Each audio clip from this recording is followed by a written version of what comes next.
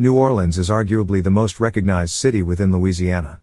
It is home to the infamous French Quarter, a place which attracts tourists and locals alike. One such local man trolled the French Quarter, hunting for potential victims for close to 10 years. He was Ronald Joseph Dominique, a serial killer who preyed on men in the Big Easy from the late 1990s until 2006. David Mitchell was Ronald Dominique's first victim, and like with many serial killers starting out, Mitchell's body had been discarded close to Dominique's trailer residence. The 19-year-old had been reported missing the day prior to his body having been discovered. The teenager had been located in a drainage ditch, and he had been anally raped prior to his death, with the death being quickly ruled as asphyxia via drowning, a case of homicide. In later cases, a pattern of declaring deaths as accidental or inconclusive presented more uncertainty. Investigators would indicate that there were no signs of a struggle, and the crime scene was bizarre. Mitchell's pants were around his ankles, and to make matters more confusing, the drainage ditch water was not deep enough for someone to have drowned in. Therefore, despite the case being confirmed to have been homicide, the cause of death was mistakenly labeled as drowning. To make matters worse for the homicide team, there was a lack of any forensic evidence found on David Mitchell's body. The water that his body was placed in, combined with the Louisiana climate, made for a forensic nightmare. An unforgiving climate causes bodies to decompose quickly, especially in remote locales, where swampland environments are home to a variety of bugs and alligators. Detectives could only work with what they had, and without any suspects, David Mitchell's case went cold. 27-year-old Oliver LeBanks had arrived at Rawhide Bar with the intent of hustling, making some fast money by any means necessary. Rawhide Bar was popular with tourists visiting the city, and had a reputation for being a gay bar. It was a place where older gentlemen came to find and pick up younger men. LeBanks was street smart, and knew how to successfully pickpocket people. He was always eager to make a fast buck, and sometimes even did a bit of dealing to earn some extra money. However, on this night, he was about to make small talk with a predator at the bar. Sitting at the bar, Ronald Joseph Dominique drank Purple Haze, an American-styled wheat beer. The 36-year-old wanted sex, with his desire-driven behavior having already resulted in men losing their lives. Dominique was fat, and combined with his chubby build and balding hairline, he wasn't exactly the best-looking man in the pub. He knew that the only way for him to get some action was to pay a fee, like many other tricks who came in search of pleasure. Perhaps it was his unassuming and harmless appearance, because for whatever reason, LeBanks went and sat next to him, striking up conversation with Dominique, who was happy to respond. In short succession, the pair had agreed on a price for service exchange, roughly $30. LeBanks was to accompany Dominique to his truck, which Dominique had strategically parked along a dark, lonely stretch of road. Dominique and LeBanks made it to his Chevy Malibu station wagon. The pair commenced a sexual activity, but when Dominique felt slight penetration, he became enraged. The encounter revived the rape trauma that Dominique had experienced years before. Before LeBanks could react, Dominique grabbed a tire iron on the floor, and smacked LeBanks in the head. LeBanks was unconscious, but Dominique didn't stop there. Using his body weight, he asphyxiated the much smaller man, before dumping him like trash under an overpass. Police would soon be dispatched to the crime scene, finding Oliver LeBanks with a belt fastened around his neck. Dominique intended for the body to be found, and he had gotten his wish, unwittingly leaving behind body hairs in the process, which were ultimately discovered by the forensic team. These showed that the offender was Caucasian, but unless they had a solid suspect, nothing could be done at this time. Like many serial killers, Dominique made mistakes, but honed his craft over time. He loved the publicity that came with his murders, as coverage made him feel like a somebody, when in reality, he was a fat, pathetic loser. It is worth mentioning that the media weren't too keen on covering Dominique's crimes. His victims were mostly young, black, transient men, many of whom were involved in crime and lived on the fringes of society. Additionally, many were homosexual, and with this story taking place in Louisiana, there was a major stigma associated with being gay, especially in the 1990s and into the early 2000s. However, even with the disregard from the media and some of the public, the detectives involved in the case were undeterred by the lack of humanity shown toward the victims.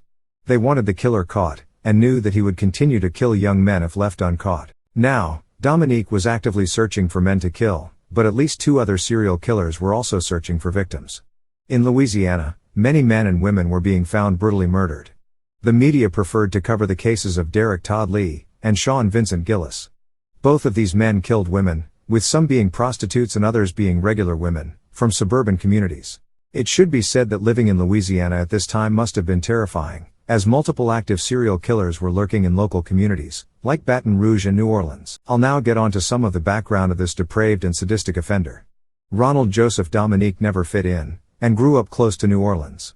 Bullying and torment was a part of daily life for Dominique, and he claimed to have been molested by a priest when he was a child. Sadly, his parents didn't believe him, and he soon became a loner, remaining isolated from his family and the rest of his community. Although the initial cause of his bullying isn't known, a large portion of the ridicule being directed toward Dominique came from his mannerisms and homosexual nature. In high school, Dominique was in the Glee Club and sang in the chorus. His family didn't show him much love or respect, and neither did most other people. In turn, Dominique couldn't find a tribe, and as the years progressed, he became a reclusive loner who couldn't hold down a job or fully embrace his sexuality. It wasn't until later on that some people actually liked him. These people were senior citizens whom Dominique read the bingo numbers for. Perhaps if he had moved elsewhere, he could have thrived. Furthermore, a move further afield could have helped him better deal with his childhood traumas. However, Dominique chose to stay in Louisiana, and began harboring violent sexual fantasies.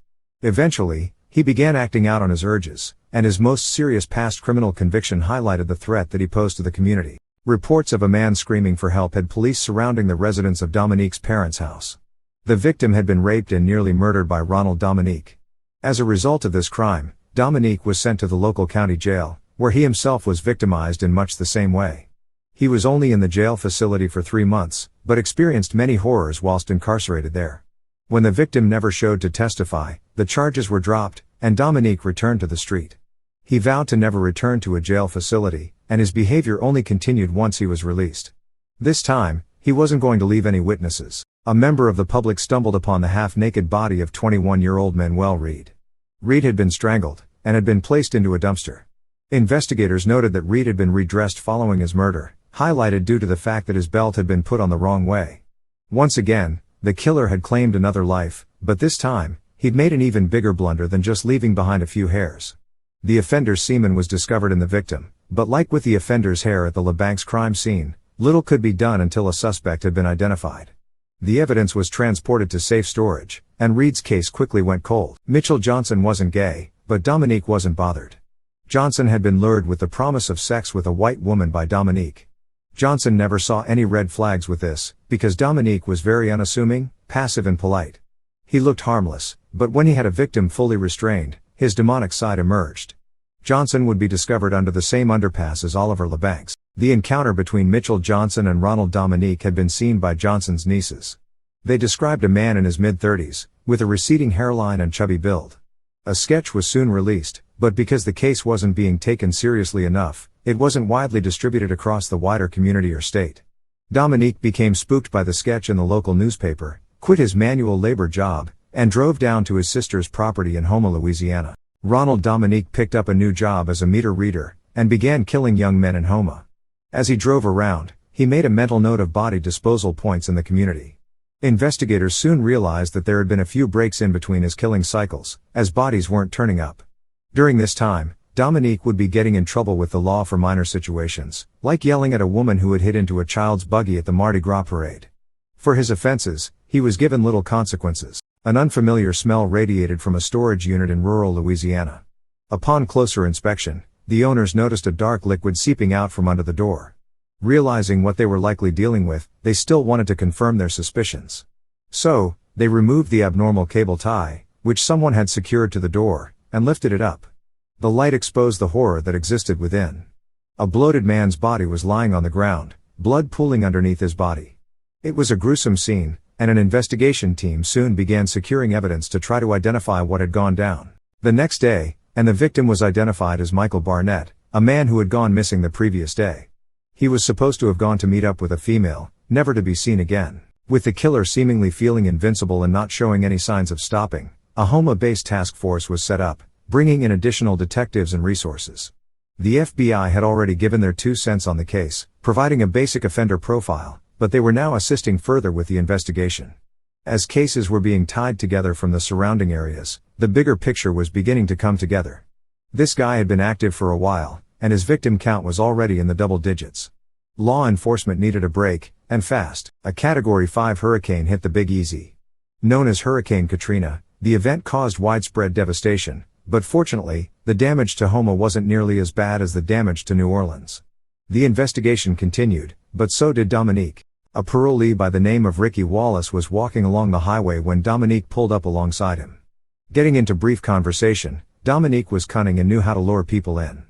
Knowing that Wallace wasn't likely homosexual, he showed him a photograph of an attractive white woman. This being the same disarming ruse that he'd used on Mitchell Johnson years earlier. Thinking with his lower head, he willingly got in the car, and Dominique drove back to his trailer. The red flags were everywhere, from the strange things that Dominique was saying during the car ride, to the Christmas decorations plastered all over his trailer. It wasn't even December or January. Realizing that he was soon to be victimized, Wallace left the trailer, and Dominique didn't try to stop him, going so far as to drive him home. Thankfully, Wallace's parole officer would soon be told about the incident. It must have been a relief for Wallace because, as it turned out, his parole officer was part of the Houma serial killer task force. The only known survivor of Dominique had just dropped a bombshell that would blow the investigation wide open. The surviving victim would lead police to Dominique's trailer, at which point, contact was made with the serial killer. He was polite, and was taken in for questioning. Ronald Dominique voluntarily gave his DNA, which later matched to the forensic evidence discovered at multiple victim crime scenes. He later confessed to 23 murders, playing the victim card and taking zero accountability whatsoever. Dominique made everything sound like self-defense, and only he knows how everything truly unraveled with each victim. Some of what he said was likely true, but most was fiction, complete lies to win over his interrogators. Thankfully, he was sentenced to 8 life sentences, and is now existing in a world in which he never wanted to return to. Rest in peace to his victims.